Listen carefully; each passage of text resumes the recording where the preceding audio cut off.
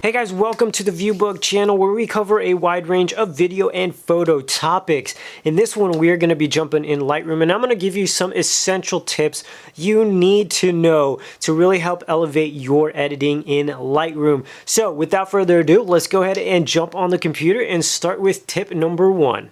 So let's get started with the first tip. Now we are in Lightroom currently under the develop module. This is where we will be making our edits. And the first tip I want to go over with you is our auto tone here. Now under our tone panel, you can see we do have an option to click on this auto button. And what this does is it could help you actually get a really nice foundation for you to start editing from. As you can see, we have an image here and it's basically right out of camera. And we can see what kind of adjustments the auto would make. You can see it brightened things up. It basically reduced the highlights and looks like it also boosted the shadows just to give us a little bit more of a balanced foreground and background to work with. From here you can see all the little adjustments that were made, and you can fine tweak in between. Like let's say we wanted to basically increase our warmth here, we could do that like that. And if you wanted to reduce the exposure, you know, that's also something you can do.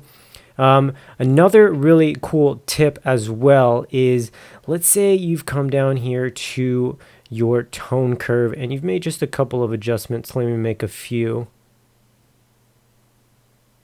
There we go, something like that. And you also have made all these other adjustments. Now you could, if you wanted to, click reset here. But unfortunately, what that'll do is actually remove all the settings or these tweaks that you made. If you only wanted to reset a particular adjustment, instead of actually like clicking this and trying to go all the way to 0 and possibly missing it, you can actually just double click on the slider itself and you can see it resets that particular adjustment to 0. I'll show you again with the highlights here. Double click and boom, automatically goes to 0. Really easy way to just reset certain things instead of clicking down here, which will reset everything you've done in this adjustment panel. Now here's another tip that not a lot of people use is the crop overlay, and I'm going to show you some super awesome useful tips within this feature. So when you click on it, it brings you this grid here, and this really helps align your horizon lines. I use this all the time for it. If you hover your cursor over the edge, or the corner rather, of your frame, you can see that our cursor changes to bent arrows. If we click and hold, you can see we now get. Now here is another really useful tip that not a lot of people know or even use. We'll go right here to our crop overlay tool. It provides us a grid, and in this tool we're able to turn things and basically level horizons out. If you see, we hover our cursor over to the corner of our frame and it gives us these two bent arrows. Now if we click and hold, you can see that the grid multiplies, and once again just makes it a little bit easier to fine tweak the horizon line. So with that click, you can actually turn and skew your image, as you can see here, and I can deselect and actually basically click done right here, and it'll straighten out our horizon line. I was going by this street right here. Everything looks really good, but just for the sake of this example, let's go back real quick. Go ahead and click our crop overlay tool, and here is something that a lot of people don't know you can do. Right here, if you click under angle, you can actually draw where you want your horizon line to be. It'll give you from point A to point B, for example, here, and you can see that it automatically straightens it according to the line that we drew. Once again, you can go ahead and click done and you are off to the races. Now in the same image, I'm going to show you what's called adjustment brushes. And what this does is it really helps you make certain adjustments to only a particular area in the photo that you paint. So for example, if we come over here to our adjustment brush, you can see as I basically slide my cursor over the frame, you can see it gives us this brush, right? And we can adjust this any which way we would like. Now you see there's two circles. that is basically adjusting our feather. That shows you how much feathering we have in our brush strokes. So let's say we wanted to actually reduce that. We can come over here to our feather and slide that down, and you can see exactly right there that it is reducing our feather. For the sake of this example, I'm going to go ahead and actually keep it up, and I'm going to keep auto mask enabled. Also, what auto mask is it basically automatically determines where a hard edge is where you're painting.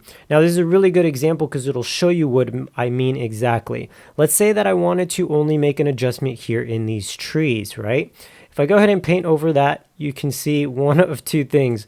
One, nothing is happening, right? So to make sure that you know where you're painting, you want to basically show your mask overlay. And you can do that by clicking Show Mask Overlay right here. And then it'll give you this this red box or this red brush strokes where you can see that you've actually painted over. Now you can see by using the auto mask, we have been able to just quickly slide the cursor over, and it automatically differentiates this hard edge of these darker colors that we're painting over versus above it where we don't want to paint. So now that we know exactly where this is painted or we've brushed over, we're going to go deselect that, and now we can come up here and make our adjustments. So now what ends up happening is as we make our adjustments, it's only going to affect the area that we've made that mask on, which in this case, as you guys saw, was everything with red. So let's go ahead and say we want to make that area a little brighter. You can see we could do so just by doing that, or maybe we want to make it a little bit greener.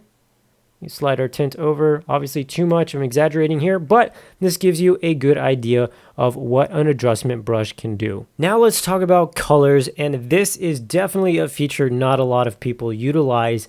It is one that I use all the time. It's one of my favorite tools. So for example, we have this beautiful image of this landscape here, and let's say we wanted to basically enhance our blue colors, change it, or even make it a little more vibrant. You can come down here to our vibrance or saturation slider, and you can see by increasing the saturation, it adjusts the entire image. And like I said, we want to go for just the blues up here. So I'm going to go ahead and double click that, reset it to 0, and then I'm going to actually come down here to our HSL tab under our sub-tab saturation. And there's this little button right here. We can click on that, and that brings us to Lightroom gives us the option then to use this eyedropper tool to select a particular color on our frame. In this case, we are going to click on the blue, and you can see in that HSL tab, the blue is highlighted already automatically. You can see it changes it around if I move down here to the more yellow or orange colors.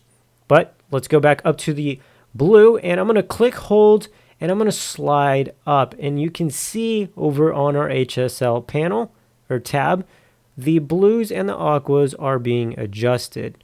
Now I'm going to just quickly slide this up, and you can see now we're only affecting that particular color, which is the blues and the aquas. We were able to make that a little bit darker and bring out some more vibrance. Now, if we wanted to change the color that we selected, which in this case is blue, you can actually then click on the sub tab hue. Once again, do the same thing. We'll go ahead and click on the blue tab here, and we can change this around. There's not too much data, that's why you kind of saw this, it's clipping, but this just gives you an idea. You could change it to maybe something a little bit more aqua, something like this, if that suits more of the photo edit you're going for. And guys, that is going to wrap up this tutorial. I hope you guys enjoyed it and definitely learned some things that'll really help you get that little nice fine polish on your images with these little bit of hidden techniques and tips in Lightroom. If you did enjoy it, guys, be sure to give us a thumbs up. It really does help the channel continue to grow. And if you're not already subscribed, go ahead and hit that subscribe button. We got fresh content coming out for you every single week. Not to mention, also hit that bell notification so you know exactly when a new video drops on the channel. Now, with that said, guys, thanks for watching, and I will see you all in the next one.